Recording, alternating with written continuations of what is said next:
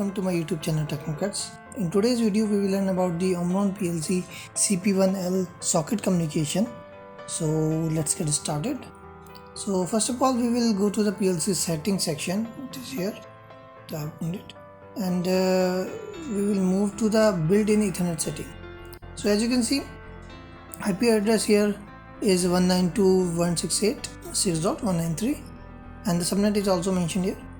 Okay, now this is all in the setting part. Now moving to the program section, here I have used W0.00 for as you can see, for the communication we are using this CP1L as a master PLC, that is client, and the other third party, any other device you can connect it, like hyper terminal or any other software is connected or any other PLC is connected, that is your server. So we will talk about the CP1L as a active, or you can say as a client we are using here. So W0.00 is for TCP open command, and as you can see we have mentioned here that W0.0 is TCP open command, and I have used this move block to move one value to D32408. So what is this 32408? As mentioned here is socket number. Let me show you in manual. So this is the manual, and yeah, so 32400, starting from here, these are the parameter words like 32408 to 32417 or socket service parameter area. So let's see what 408 is. So 408 is your combination with socket option and socket number. Okay, so I have used 1 here. You can use from 1 to 3. So basically total 3 port you can open. And another value is your local port number, that is mentioned as #44C. So this is basically converted value in hex. So let's see what the actual decimal value here, 44C. So 1100 is your port number. Now moving to the other part.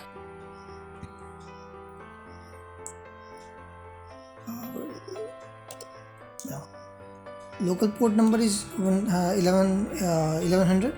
Now remote IP address, it's consumed 2 words. So let us see here. So C0A806B4 is your remote, sorry, this is written as local, this is remote IP address. Part 2 is here. Let me show you.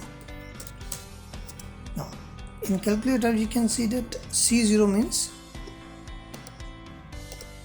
192 here, and if you go for A8 is your 168. Now 6 is only, and B4 is your 180. So your remote IP address, that means the device you have connected, its IP address is 192.168.180.6. Sorry, 6.180. So this is your IP of remote, and you have already mentioned your local IP there. Now this 32412 is your 32412 is up here. Okay, that is a remote UDP port number. So remote port number can be any value, that doesn't matter here. Now 413 and 415, these 3 are skipped here, that have another meaning. So that has number of bytes to send and receive data address. So it will we will use in the send and receive part, we will use this data words. We are not using it here only. So the another this 32416 is your timeout value. If 0, that means no limit. Okay, so this is your socket open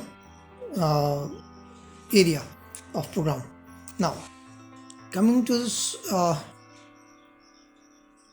in that case you have to, if you are opening the socket, you have to also set the bit A571.01. okay. Now W0.00 is your open command. If any error occurs while opening the port, so here in 32417 value other than 0 will occur, and that will set the port open error flag. In that case, the you will know that the socket is not open, so you don't have to send and receive, you don't have to use the send and receive command. Now this is your send command. I'm just removing this here. W2.0 is used as send command. Now again the socket number is in 32408, but we have used 32414. Let us see what is 32414 is for. It is for send oblique data, number of bytes to send oblique receive. So we are using 8200 here to transfer the data. Now 415 is mentioned as 0 here. Now we will move. When the TCP send command is executed, A571.03 will execute. This is the send command. Again, any error in this D32417 other than 0 will mention the alarm code or any error which will occur. This is TCP receive data. We will remove this here, that is not required if you are manually using it. Okay. W3.00 is your receive command.